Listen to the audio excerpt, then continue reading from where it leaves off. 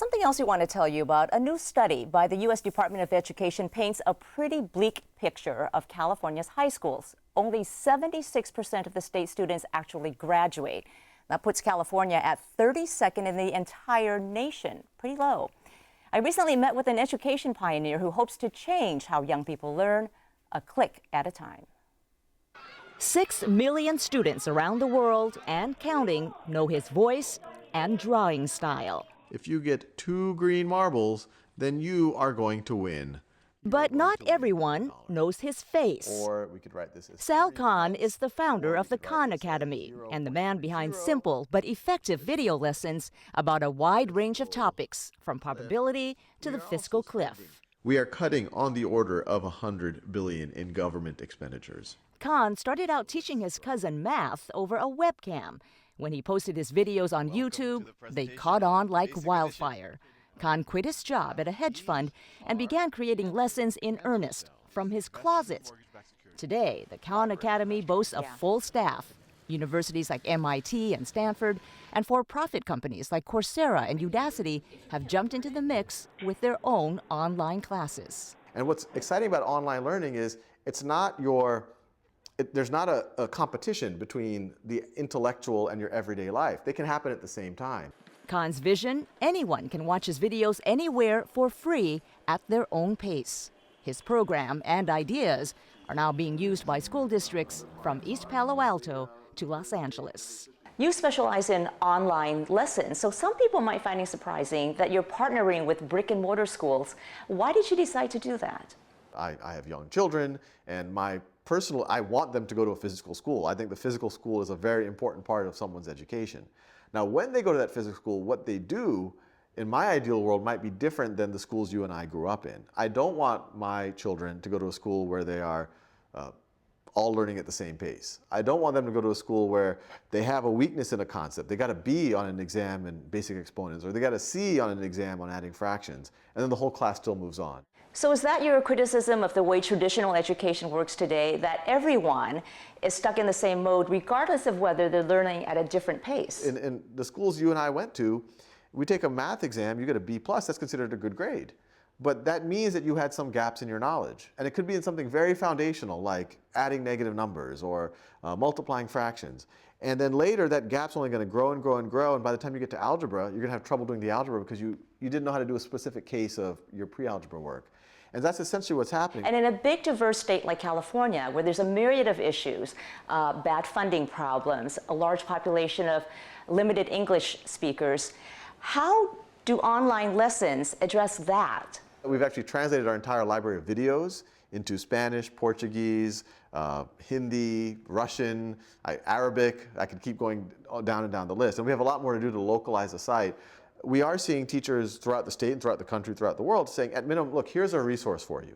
Your parents can't afford tutoring, this is free. You have a new book out, The One World Schoolhouse, and you write about your vision for the future of education.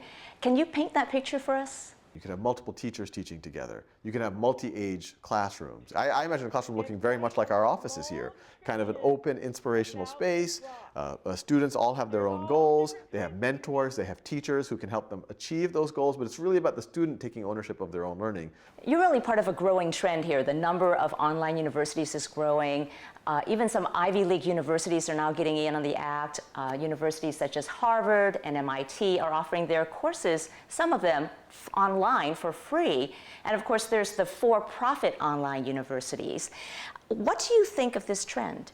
So I think, broadly speaking, the trend is a huge positive because all of these players, where you're talking about MIT, Harvard, edX, some of the stuff that's going on in Stanford and other places, they're essentially putting knowledge out there for free. Very core to our mission. I mean, our mission is a free world-class education for anyone, anywhere. And so these other players are helping us push that mission forward. And so the missing piece, the piece that'll really allow the Khan Academies or the MIT X's of the world to really thrive is once we get to a competency-based system where there are assessments out there that, hey, if I've learned algebra on Khan Academy, or I've learned it through an apprenticeship, or I learned it in my high school, I can then go prove it to the world that, hey, I know algebra. and the world will recognize that. Is there a downside to the trend, though? Because that's all well and good for the online universities and for the big-name universities, the Ivy League schools, because they're so famous. But what happens to the medium-sized, less prestigious middle ground universities? Do they disappear? I think the middle will have to introspect. I think it'll be a very healthy, because we all know what's going on right now.